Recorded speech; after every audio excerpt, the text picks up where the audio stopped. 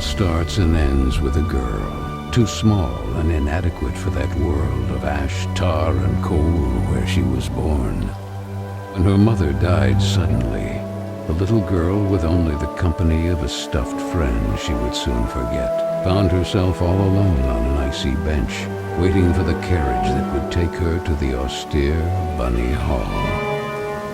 Luckily, even if that place turned out to be very hostile for her, there she met Carole, who like her was small and inadequate, so the little girl began to feel less alone, until, on a day like many others, Carole would leave Bunny Hall for good, so the little girl fell prey to despair again. After all, in a world made of ash, tar, and coal, furiously ticking away like a crazed clock, what can a little girl do all by herself?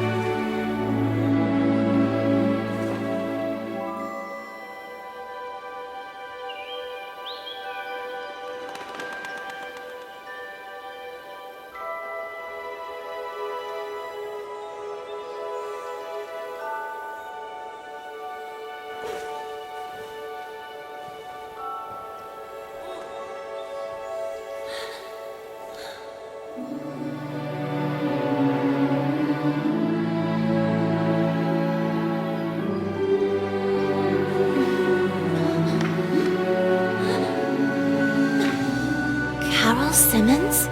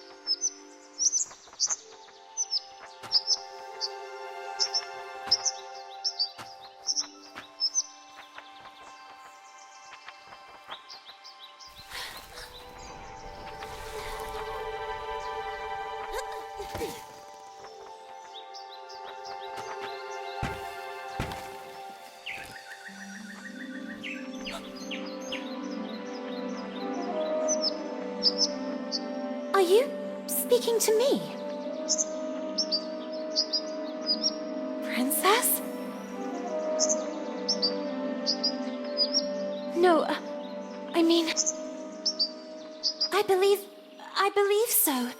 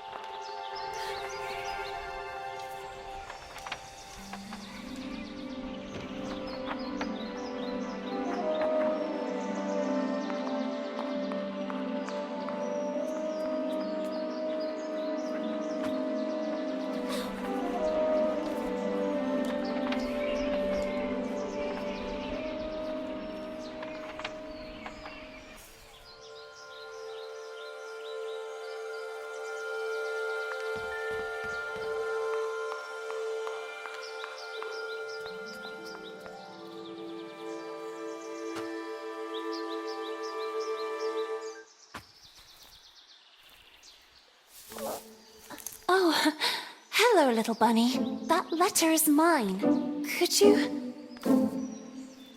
The sweet, bespectacled bunny ignored the little girl and took the letter with them.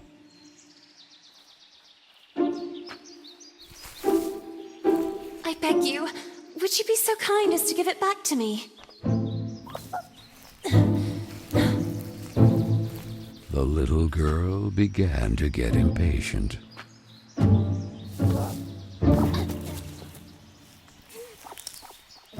The little girl wouldn't let it win, so determined to recover Carole's letter, she followed the mischievous bunny.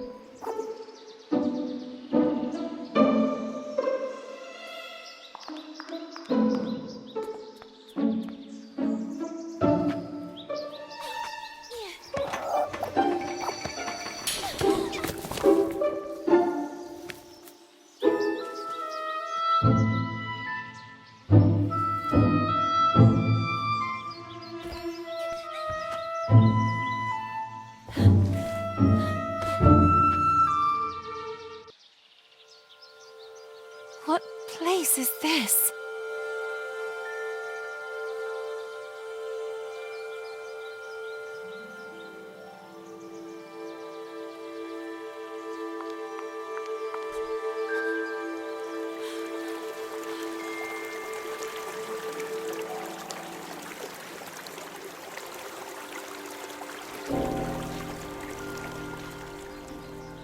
That kite, it reminded the little girl so much of her friend Carole.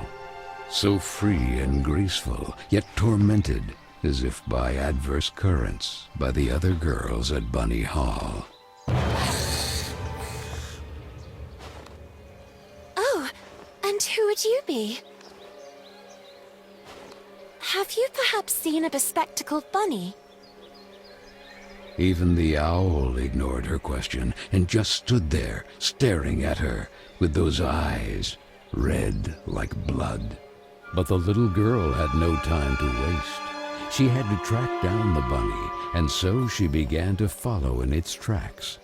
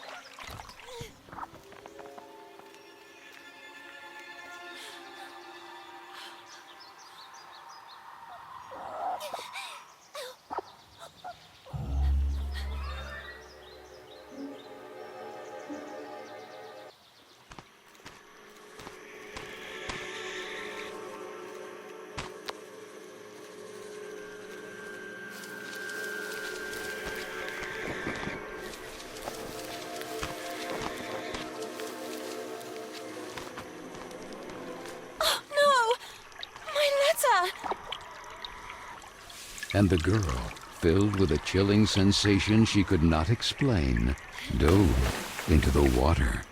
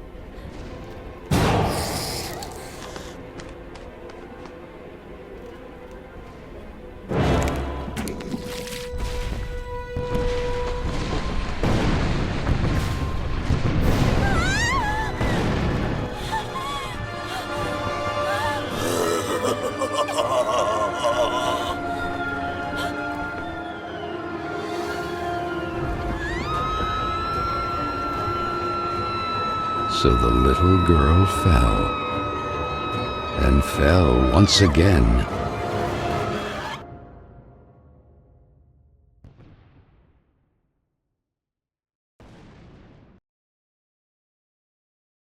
And while the man with the tar hat stood grinning, her thoughts drifted to that mysterious figure in the window of Bunny Hall, who silently stood watching her as she was swallowed up in her abyss. And this is how our story begins. A letter, a roar, then a daring plunge, and a little girl, too small and inadequate for that world of ash, tar, and cold of which she was a part. Miss Benton, I am pleased to note that my voice is so soft that it encourages restful sleep in class. Would you be so kind as to share your wisdom on today's topic with your fellow classmates? There was a man made of tar, an owl, and a bunny with glasses. Such impertinence. Home Economics, Ladies' Etiquette, Chapter 9. Be always beautiful, perfumed, and impeccable. All of you young women of today are privileged to witness the deeds of the great men of your era, the grand discoveries, the phenomenon of industrialization, progress. Soon you will be wives and then mothers of great men who will go down in history. And you, Miss Benton, make fun of it. This establishment, too, if events continue to transpire as hoped, will undergo important developments, and you will be the first to benefit from them. Why, ladies? A portion of Bunny Hall was conceded to a corporate collective in order to form a small branch, thereby taking advantage of the area's greatest resource, rabbits. This will not only bring new luster to the estate in this region, but also new jobs. Very good, Miss Vicky Trout. At the very least, Lana has grasped the rabbit matter.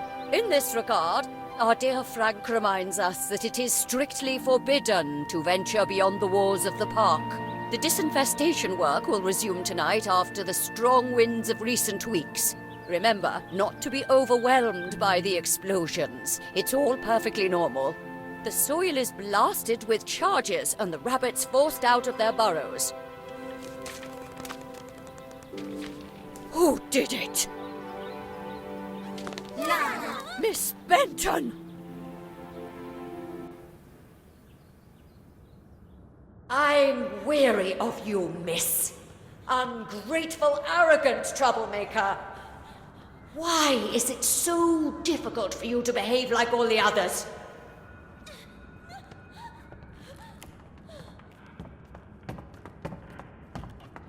The clock is ticking furiously, and you are a woman now.